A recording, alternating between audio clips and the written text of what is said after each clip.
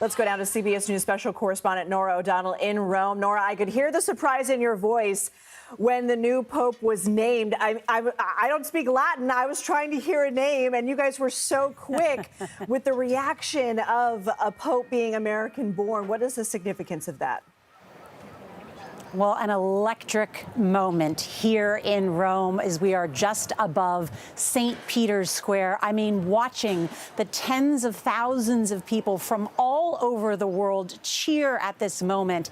And when we learned that there was a new pope, we're actually on top of a convent. And so there are many nuns who are also on this rooftop with us. And they were shouting. Some were crying. They were even singing hallelujah at this moment. It is something you never forget if you are here from when a new pope is chosen. And you are right. The betting money was on the current Secretary of State here at the Vatican, Pietro Parolin, who was the longest serving advisor to Pope Francis, who was viewed as the conventional choice, an Italian. And then this shock at the moment, of course, there on the loggia appearing when we all learned that a man by the name of Robert Francis Prevost, born in Chicago, Illinois, would become Pope Leo XIV. And the first thing he said when he greeted the crowds here and on television around the world is peace be with you. You mentioned he spoke in Italian. He also spoke in Spanish.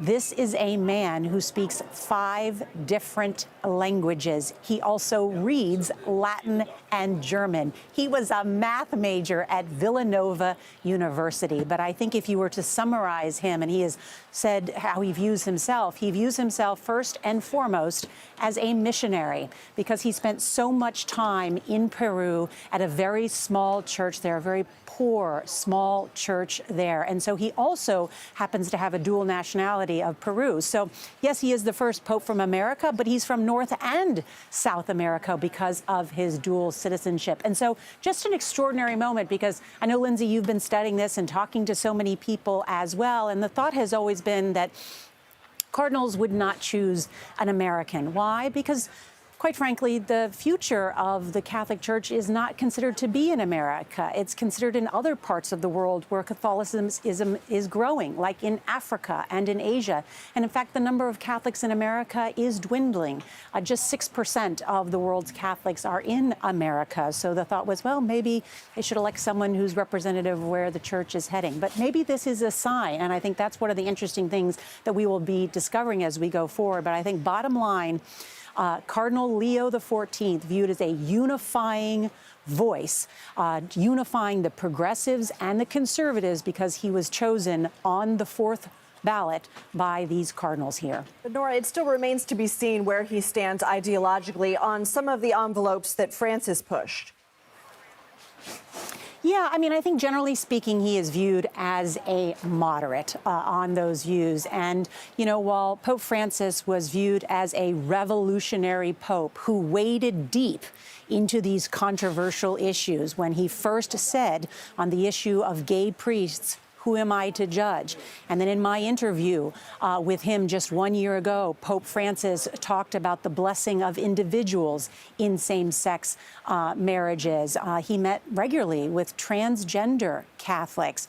There are many controversial issues that he weighed into. He said it's okay to give communion to divorced couples. That's not something that the Catholic Church has not supported in the past. And so on many of these sort of hot-button issues, if you will, in the Catholic Church, Pope Francis went there, not changing the lyrics of the Catholic Church, but changing the tune. And a lot of younger Catholics kind of liked that. They said, oh, he seems more inclusive. You're right. We don't know yet how Pope Leo XIV will govern. How will he talk? How will he try and grow the Catholic Church? But I think one of the interesting things is that he continues the pastoral approach of Pope Francis. What does that mean? That means being with the people. And because he was a missionary and spent so much time with the poor, and because he's an Augustinian, that suggests he'll continue that. But one really interesting thing, too, Lindsay, is, earlier this week, the Wall Street Journal had this extensive piece on the problems with the finances at the Vatican. Of course, this smallest sovereign state in the world, the Vatican, ruled by the Catholic Church, they are deep in debt and unable to pay some of the pensions for many of the workers that are here. And why is that? Because there are so many very priceless relics, if you will, within the Catholic Church, and big problems with audits and finances. And if you will, you can read the whole long story, and there's lots on this. But it just so happens that